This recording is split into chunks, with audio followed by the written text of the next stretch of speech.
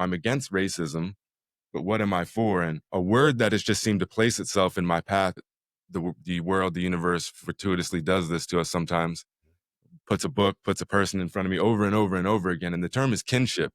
And Mm. I've really embraced it over the last couple of years. And I'm still evolving on what that means to me, because there's direct kinship via blood and marriage and all of that stuff. And then you could talk about Hawaii is a good example of Ohana and kinship extended beyond the family.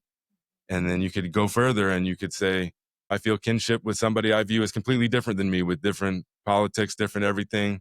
You could extend it further to the animal world. You could have kinship with Mother Earth. And I think a lot of folks would say, if we looked at the Mother Earth as our kin, then we would treat her differently and we wouldn't abuse her the way that we do. Absolutely. But I've really been trying to embrace the value of kinship in almost all aspects. And it can be challenging at times. And like I said, there's different perspectives on it, but I was wondering if you could add any perspective on, what you think about that term or the idea or the value of kinship. Yeah, what it brings up in me is the term relationality and relationships. And I think kinship really says it in a really good way also. I think that's a great word where we start to understand, just like you said, that we are in relationship to the waters, we are in relationship to the earth. And it's been said by many, what happens to the earth happens to us. Why is that? Because we are of it. We also depend on it, and always push back against what I perceive and have experienced as being mainly European bridge white people saying, oh, humans were just not on the earth, everything would be fine. And that's not necessarily in an indigenous context, because in indigenous context, we look at how we as humans are part and parcel of the earth processes. When after a lot of people could get out of their colonial mindset about what happened here on Turtle Island, they were like, wait a minute, these indigenous people were not just living out naked in the woods and running around unaware of things. They were actually gardening the environments. They're actually working with the environments to create not only systems that helped humans to be there, but were also very healing and grounding for all the animals and plants in the area. So there was a relational nature to how they were connected to nature and the earth and the elements and to animals and each other. One of the things that the Dagara cosmology offers the Dagara, the five elements, which are fire, water, earth, mineral, and nature, is that it helps us not only understand the energies that are within us, because we can, through our numerological study and just spiritual work, we understand what energies are kind of in balance or not in balance inside of ourselves.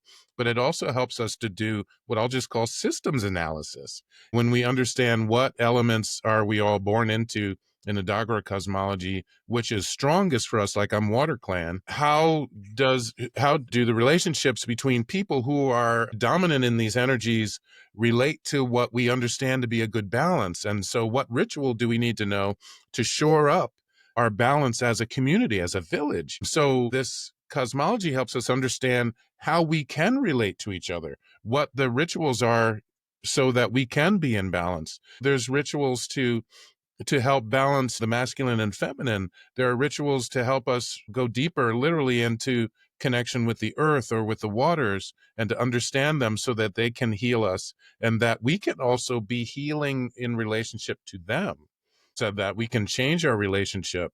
And I remember the indigenous people here on Turtle Island, kind of pushing back to the European environmentalist language that said, oh, we're saving the earth. And many of them very clearly said, no, we're just protecting. We're protectors. We're here with the earth to protect its balance and to be part of that.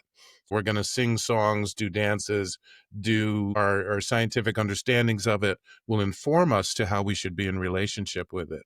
So this connection to the earth and how we relate to it is very key, and I would say to how we survive on it, but also when we start to look at climate change and who gets affected first by climate change, many times it's indigenous people, because they're living, much more in close relationship to the earth and those energies. But these cosmologies, and that's what we talk about, how we talk about it in the West with the Dagara work, as Malodoma Some and Sabonfu Some shared with us from back home, we can begin to see how our relationships bring us to a deeper level of kinship with each other and with nature to understand what it is. Even when, say, Boston is getting pummeled by snowfall, there's a place I can go to and say, yeah, I know it's hard for people who might be disabled or older or less physically empowered or less supported by the state in just shoveling them out. There's that. So we know that those things happen, and there's politics and weather, of course, and how we deal with it. But that I can look at that depth of snow and say, wow, what a gift that is. What a gift that is. And how I even relate to shoveling it or pushing it changes, and just being in gratitude as I have a relationship with it. Yes, we know there's been tremendous cataclysms. Like I was in New Orleans 2 years after Hurricane Katrina, and I had some really deep spiritual conversations with some people there that do spiritual work and some that don't, about the relationship of high winds, of water, of flooding, to cleansing and healing, and what the earth needed. And that part of our surviving that is understanding what the earth and the winds and the changes are going to do, because there's these stories of, tsunamis in particular, I think in Asia, the coastal lines in Asia. They say, well, ooh, the animals have left. Ooh, something's about to happen. The animals went high to the high ground, the ones that we normally see. And to have an awareness of the earth and nature helps us see that that's happening. We can't always wait on Doppler radar to tell us what to do. It's like, oh, the birds are gone. Okay, we better check into that, into their wisdom, and say, oops, yeah, we better hightail it out of here too, because something's about to happen. So there's a lot of ways that this kinship is survivalist. It helps us just have a good relationship, even when it's difficult to be with these elements, to understand that they're here for the healing of all that is, as I like to call it from time to time, and help us understand how we can connect with those changes. And I call high winds or even breezes the winds of change, the ancestor winds. So whenever the wind blows, I remind myself to listen. What's going on? What are they trying to tell me? So to have these awarenesses helps us be in better relationship. That makes kinship active. It makes it a verb, kind of, like I'm going to try to be in relationship all the time, no matter where I'm going, and how, I show up in different spaces. I like that, it being a verb, active, because kind of what you're saying of like, what am I for? Like, what is the action that I can do? Because I think sometimes we have all these ideas and this energy that we want to do something with. And so, yeah, for it to be a verb, there's something to do. It's Yeah. an active thing to be in kinship with people, land, animals, the earth, all of that. Yeah. I think embracing kinship also is in somewhat of alignment with, say, cultural humility, where something that bothers me about, say, the field of social work and other type of fields of work is that they utilize competencies. And I'm not saying competencies are always bad, Right. but like when you're talking about cultural competence, it's 100% unattainable